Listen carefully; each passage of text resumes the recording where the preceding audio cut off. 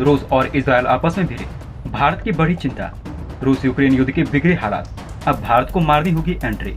भारत के सामने बड़ी चिंता, भारत का दोस्त इजरायल भी कूद पड़ा रूस यूक्रेन युद्ध के बीच में। जी हाँ दोस्तों, इस समय जो खबर निकल के आ रही है वो पूरी दुनिया की चिंता बढ़ा चुकी है। जिस तरीके के हालात इस समय दुनिया के बने हैं, उसको देखते हुए कई लोग अनुमान लगा रहे हैं कि क्या रूस और यूक्रेन का युद्ध अब और भी ज्यादा भीषण हो सकता है, और फिर ये युद्ध दो देशों के बीच में नहीं रहेगा, बल्कि धीरे धीरे करके इसमें एक एक देश और कूदते हुए चले जाएंगे। और ऐसा होता हुआ भी हमें दिखाई दे रहा है। जिस तरीके से इजरायल ने रूस को धमकी दे दी है, उस चीज को देखते हुए रूस और यूक्रेन का युद्ध अब और भी ज्यादा भीषण हो सकता है और पूरी दुनिया का हालात इससे बिगड़ सकती है। ये बात आप अच्छे से जानते होंगे कि रूस भी भारत का अच्छा दोस्त है और इजरायल भी भारत के साथ हमेशा खड़ा रहता है। ऐसे में भारत को काफी ज्यादा दिक्कत हो सकती है अगर ये दोनों देश आपस में लड़ते हुए देखे जाएंगे। वैसे आपको क्या लगता है, क्या यहाँ पर आने वाले समय में ये युद्ध खत्म होगा या स्थिति और भी ज्यादा ऐसे ही खराब होती हुई चली जाएगी? आप अपनी राय हमें नीचे कमेंट बॉक्स में लेकर अवश्य बताएं और इस वीडियो को ज्यादा से ज्यादा शेयर करें ताकि सब तक ये जानकारी पहुंच सके। दोस्तों, इससे पहले खबर निकल के आई थी कि यहाँ पर रूस और यूक्रेन का युद्ध शांत होने का नाम नहीं ले रहा। दोनों देशों के बीच में सहमति बन रही है और दोनों देश शांति वार्ता की तरफ बढ़ सकते हैं।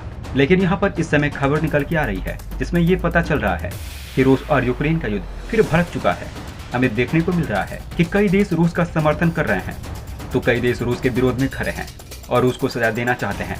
इसके अलावा पाकिस्तान जैसे देशों की बात करें तो वो रूस के साथ हाथ मिलाकर यूक्रेन की मदद कर रहा है।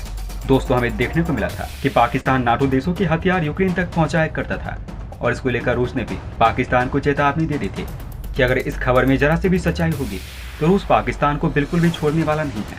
इसके अलावा इस समय ऐसी एक और घटना हो गई है जिसकी वजह से सब लोग हैरान हो चुके हैं। दोस्तों, हमें देखने को मिला कि रूस के पूर्व राष्ट्रपति दमित्री ने इजरायल को धमकी दे डाली है और इन्होंने अपने टेलीग्राम ऐप पर लिखा कि ऐसी खबरें निकल के बाहर आ रही है जिसमें ये पता चल रहा है कि इजरायल की ओर से यूक्रेन को हथियार भेजे जा रहे हैं और ये एक लापरवाह कदम है। ये रूस और इजरायल के बीच सभी रिश्ते को खत्म कर देगा। और आपकी जानकारी के लिए बता दें, इस समय दमित्री रूस के सिक्योरिटी काउंसिल के डिप्टी सिक्योरिटी चेयरमैन हैं और उन्हें रूस के राष्ट्रपति व्लादिमीर पुतिन का सहयोगी माना जाता है।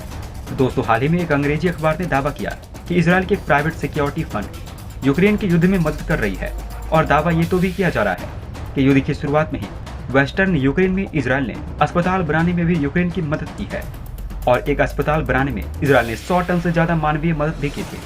हमें देखने को मिला कि रूस के पूर्व राष्ट्रपति की तरफ से जो बयान निकलकर सामने आया है वो बयान इजरायल के एक मंत्री के बयान के बाद निकलकर सामने आया है जिसमें इजरायल ने यूक्रेन को सैन्य मदद भेजने की बात की थी। इस चीज से हालात और भी ज्यादा खराब हो चुके हैं और इसी को देखते हुए अब भारत को इस युद्ध के बीच में आना होगा।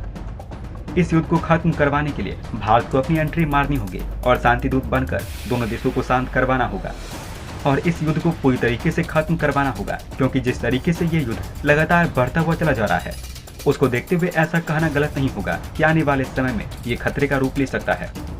जिस तरीके से कोई भी देश शांत होने का नाम नहीं ले रहा है वो कहीं ना कहीं ये दर्शाता है कि आने वाली स्थिति और भी ज्यादा खराब हो सकती है। वैसे आपको क्या लगता है, क्या भारत अगर इस युद्ध के बीच में कूदेगा तो क्या युद्ध को शांत किया जा सकेगा या फिर नहीं? आप अपनी राय हमें नीचे अवश्य बताएं। आपकी जानकारी के लिए ये भी बताते चले, इजरायली मंत्री ने अपने ट्वीट पर लिखते हुए कहा था कि आज सुबह ये खबर मिली है कि ईरान रूस को बैलिस्टिक मिसाइल भेज रहा है और इसमें कोई शक नहीं है कि इस युद्ध में इजरायल को किसकी तरफ होना चाहिए और समय आ गया है कि अमेरिका और नाटो देशों की तरफ हम भी यूक्रेन को सैन्य मदद भेजे। आप ये बात बहुत अच्छे से जानते हैं कि जिस तरीके के बयान आ रहा है इस चीज से इन दोनों देशों के बीच में तनाव पैदा हो जाएगा और भारत कभी भी ये नहीं चाहेगा कि ये दोनों देश आपस में भिड़े, क्योंकि आप ये बात बहुत अच्छे से जानते होंगे कि यहाँ पर रूस भी भारत का बहुत अच्छा दोस्त है और इजरायल भी भारत का बहुत अच्छा दोस्त है। ऐसे में अगर ये दोनों देश भिड़ जाएंगे तो इससे नुकसान भारत को हो सकता है। इस विषय में आप क्या सोचते हैं? आप अपनी राय हमें नीचे कमेंट बॉक्स में लेकर अवश्य बताएं। दोस्तों, पाकिस्तान की जनता के साथ सोशल एक्सपेरिमेंट किया गया जिसमें बोला गया कि आप अपने पड़ोसी देश के फ्लैट को फाड़ सकते हैं, तो पाकिस्तान के लोगों ने कहा नहीं, हम बिल्कुल नहीं फाड़ सकते हैं, चाहे हमें इसके लिए पैसे ही क्यों ना दिया जाए, लेकिन हम किसी भी देश के झंडे को नहीं फाड़ सकते हैं। दोस्तों, इस समय पाकिस्तान में पेट्रोल के दाम 230 रुपये लीटर हो चुके हैं, आटे के दाम 150 रुपये के आसपास और टमाटर के भाव को 300 क्रॉस हो चुके हैं। हमें देखने को मिल रहा है कि पाकिस्तान में जो बाढ़ आई हुई थी अब वो पूरी तरीके से खत्म हो चुकी है। तकरीबन पाकिस्तान में बाढ़ गए 1 महीने का समय हो चुका है, लेकिन पाकिस्तान की जनता अभी भी परेशान है और पाकिस्तान की जनता तब भी परेशान थी। पाकिस्तान की जनता के नसीब में अब खुशियां नहीं है। दोस्तों, हमें देखने को मिल रहा है कि पाकिस्तान की जनता ये बोलती हुई दिखाई दे रही है कि हमारे जो नेता लोग हैं वो दूसरे देश से झगड़ कर चलते हैं, उनके रिश्ते दूसरे देशों के साथ अच्छे नहीं हैं। लेकिन वहीं दूसरी तरफ अगर हम भारत को देखेंगे तो भारत की सरकार भ्रष्टाचार नहीं है। वो दूसरे देशों के साथ रिश्ते अच्छे रखते हैं, उनके नेता दूसरे देश में आते हैं जाते हैं और उन देशों के रिश्ते और दूसरे देशों के रिश्ते भारत के साथ हमेशा अच्छे रहते हैं।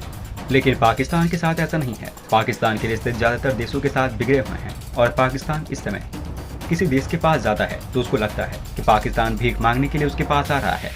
इसलिए कोई भी देश पाकिस्तान को इस स्थिति में देखते हुए अपने देश में बुलाना नहीं चाह रहा है। दोस्तों, हमें देखने को मिल रहा है कि पाकिस्तान की जनता ने सोशल एक्सपेरिमेंट किया है, जिसमें उन्होंने इंडिया का एक फ्लैग लिया है और दूसरा चाइना का फ्लैग लिया है।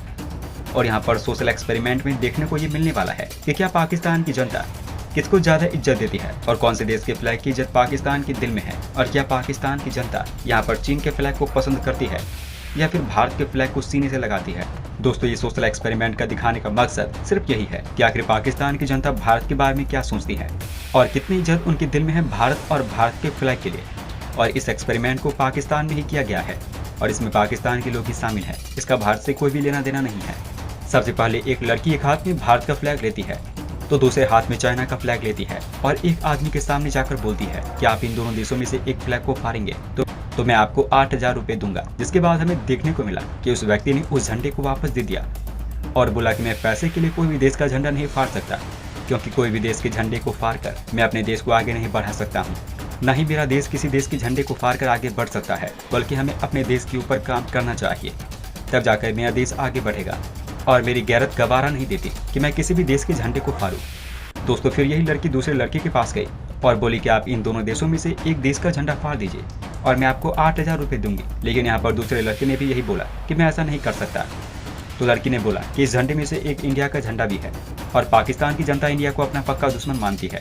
तब लड़के ने जवाब देते हुए कहा, मैं ऐसा बिल्कुल भी नहीं कर सकता। पाकिस्तान की जनता भारत को अपना दुश्मन मानती होगी, उसमें मुझे कोई भी लेना देना नहीं है। जैसे पाकिस्तान के लिए उनका झंडा इम्पोर्टेंट है, वैसे ही भारतवासियों के लिए उनका झंडा इम्पोर्टेंट है। मैं ऐसे ही किसी देश के झंडे को नहीं फाड़ सकता। इस चीज से पाकिस्तान जनता की सोच प्रदर्शित हो जाती है।